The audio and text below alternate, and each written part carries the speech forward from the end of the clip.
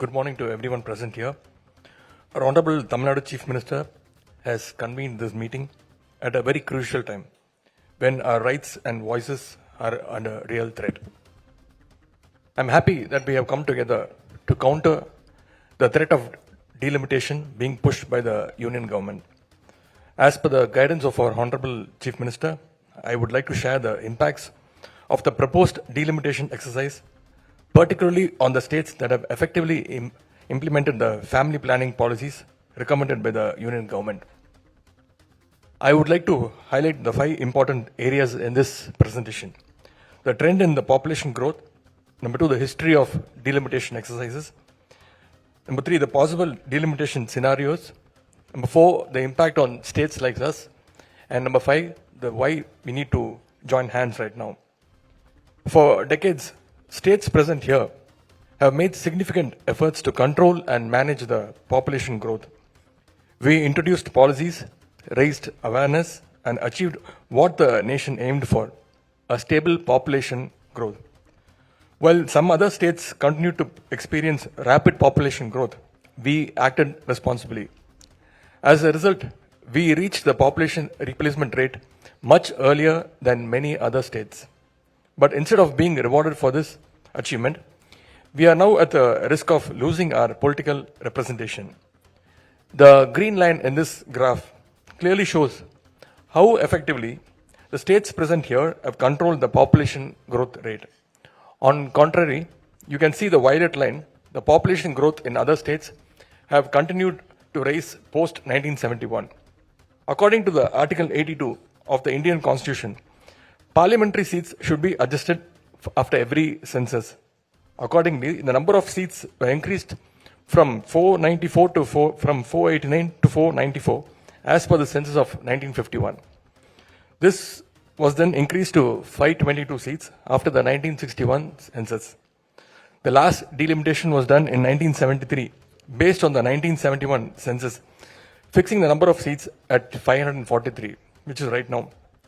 To encourage the states that successfully implemented the population control program, the Constitution was amended earlier to freeze the delimitation exercise. The 42nd Amendment, enacted in the 1976, allowed the delimitation exercise to remain frozen for the next 25 years, that is till 2000.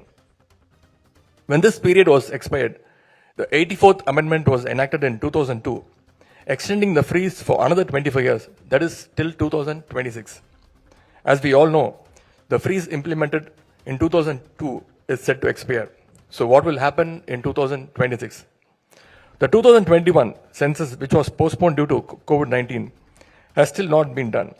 Particularly, it is a strategy to implement the delimitation after the 2026. If they use the post-2026 census data, the allocation of Lok Sabha seats will change drastically. And here lies the danger. States with high population growth will gain more seats, while states like us, we will lose significant political representation. So far, the Union government is reluctant to make any official statement on the continuation of the freeze imposed in 2002. In fact, there are contradicting statements from the Honorable Prime Minister and the Home Minister on delimitation, creating a lot of confusions.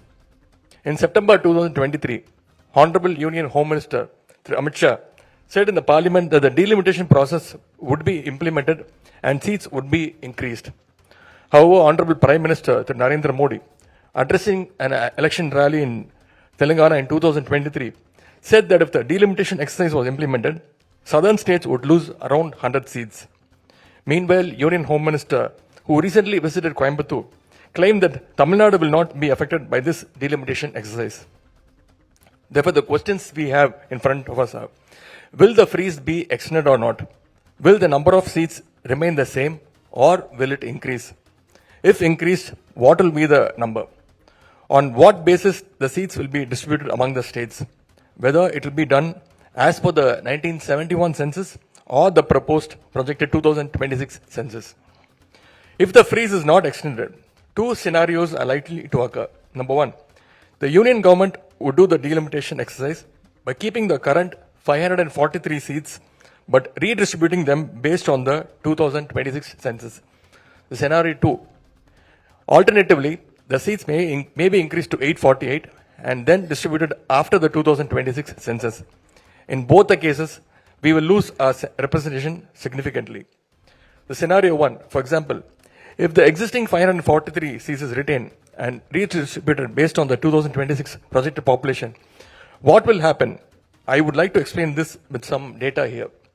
Today, the states present here contributes 30% of MPs in the parliament, with a total of 163 seats out of 543 in the Lok Sabha.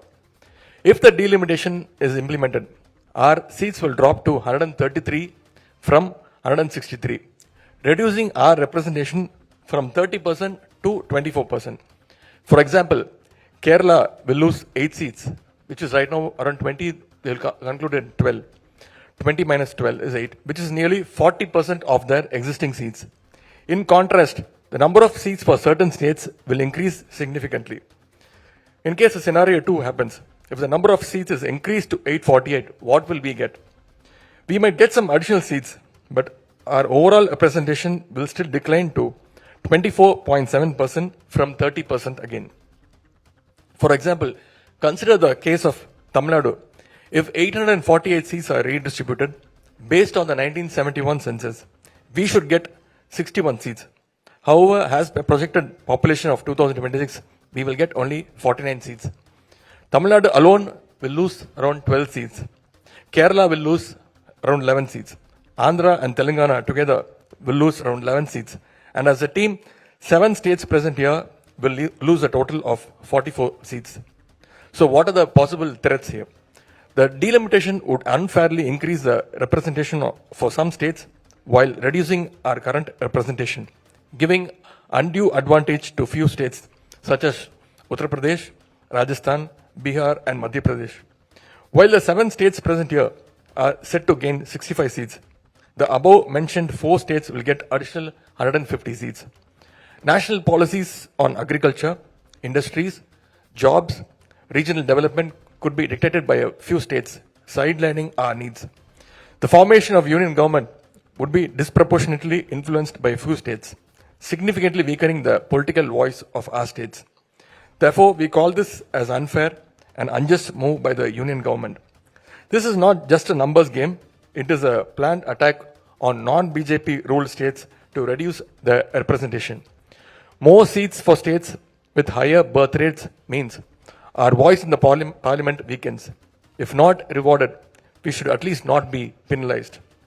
This move is a direct threat to federal structure. So we must act quickly and we must act together. We must demand on extension of the freeze on Lok Sabha seats based on 1971 census beyond 2026. We must insist that the current proportionate representation of each state in the Lok Sabha be maintained, regardless of whether the number of seats is increased or not. This is not just about any one state. It is about the future of democracy in India. So let us all stand together. Let us raise our voices. Let us fight for a fair delimitation process that protects our representation and ensures justice for future generation. I thank you all again for participating in this significant meeting, and we are looking forward toward your valuable views and suggestions. Nandri, Vanakkam.